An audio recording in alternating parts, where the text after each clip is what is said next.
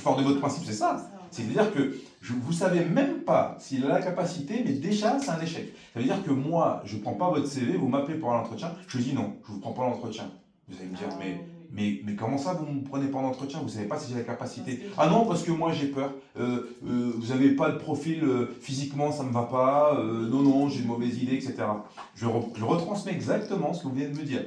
Il va casser, mais vous ne savez pas. C'est comme si il marche et qu'il commence à courir, et vous lui dites, ne cours pas, tu vas tomber. Non, il pourrait tomber, mais forcément il ne tombe pas. Donc là, si mon enfant veut prendre mon truc en verre, si je fais abstraction de mes croyances limitantes à moi, que je ne lui transmets pas à lui, il va essayer de le prendre. Oui, il pourrait faire tomber ce verre, mais il pourrait aussi prendre le verre et ne pas le faire tomber, et donc avoir une expérience supplémentaire en disant qu'il est capable, je dis bien qu'il est capable de prendre ce verre. Donc s'il a la capacité, il est en train de se construire ce qu'on a vu juste à l'heure, une ressource.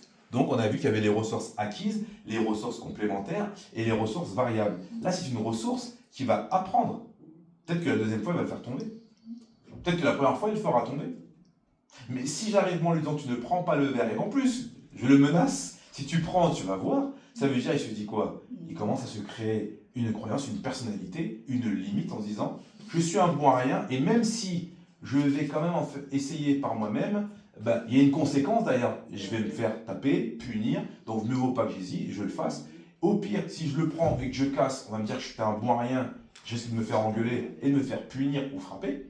D'accord? Je ne vais pas oser. Par contre, s'il va prendre le verre, qu'il le fait tomber, que je fais abstraction des propres peurs, mes propres croyances, que je me lève en disant voilà, tu l'as fait tomber, j'aurais aimé que tu fasses attention, on va réparer la conséquence de ton action, donc on va nettoyer ensemble, et maintenant je vais t'apprendre comment on prend un verre. Ça veut dire que là je lui dis, tu as essayé de le prendre, attention, avertissement, si tu prends le verre, fais attention, avec tes petites mains, fais attention, est-ce que tu as la bonne hauteur? Je ne lui interdis pas, je lui demande juste de prendre ses précautions et de réfléchir avant de. Avoir les ressources. Il va développer, il va devoir s'adapter. Je l'aide à développer des ressources face à une contrainte qui est peut-être la hauteur, la prise de verre, la taille du verre. Je lui fais prendre conscience, mais je ne l'ai pas encore interdit. Pourquoi? Parce que le stress est une énergie de vie, donc il doit apprendre. D'accord? Donc là, il va peut-être se dire, je stresse hormétique, comment je m'adapte pour le faire?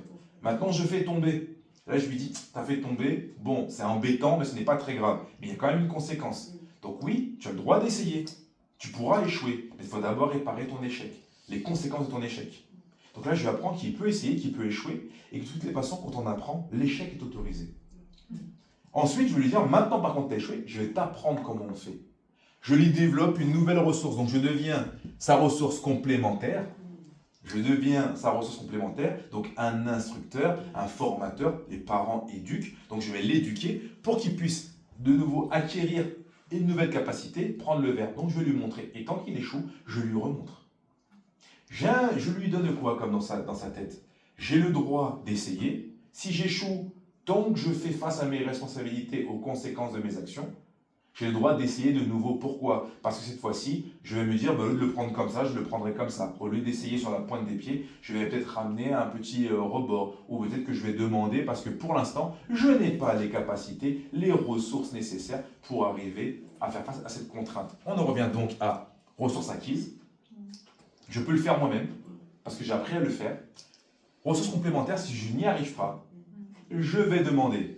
D'accord? Par contre, si mes parents ou la personne qui est en face de moi me donne ses propres croyances, ses propres pensées, que je vais forcément le faire tomber, que la personne a peur pour moi, donc met une émotion, on va forger des individus qui auront des limites imposées, qui auront des croyances limitantes, qui vont avoir une perception biaisée, parce que quoi qu'il arrive, je ferai tomber quelque chose avant même d'essayer, donc ma perception est biaisée, ce qui va m'emmener dans un état de stress. Je vais aussi bloquer mes capacités, je ne pourrai pas évoluer, mon esprit d'adaptation va être diminué, j'aurai moins de bandes passantes, et donc je ferai moins face aux choses sous pression.